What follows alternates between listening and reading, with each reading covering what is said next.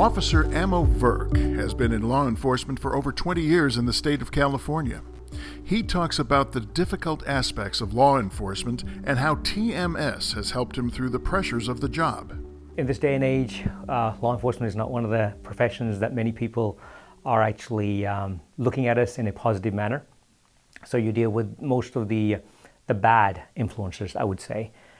Individuals that don't like law enforcement, want to resist law enforcement, and literally, if this word can be used, hate law enforcement. Some of the elements that we also have to deal with is victimology. We have to deal with victims as well, and that's part of our job. And that can have an emotional drain on us, talking to victims of rape, talking to victims of domestic violence, talking to people who've lost somebody who's been involved in a shooting, many of those type of scenarios, and just victimology in general. Most, if not all, law enforcement experience some aspect of what I just explained in relations to the criminal elements. And it also depends on what kind of assignments one may have. Like, I've worked homicides, so obviously I work a lot of death cases.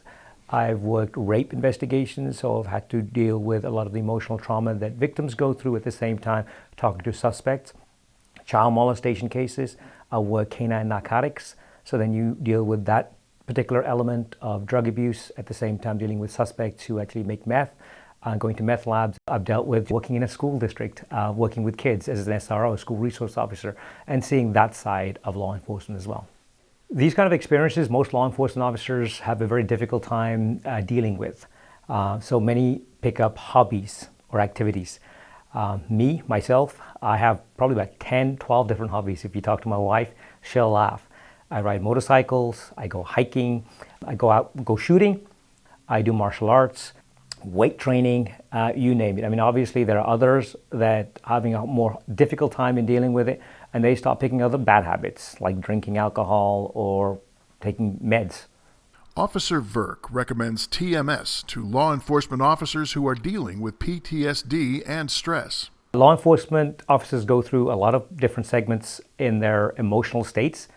TMS does, I can vouch, make a big impact on your well-being.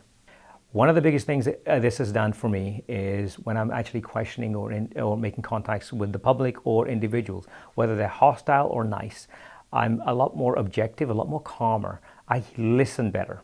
I don't have so much noise going on in my head. Now I'm so much more focused. I can actually listen to somebody and actually be there and be present.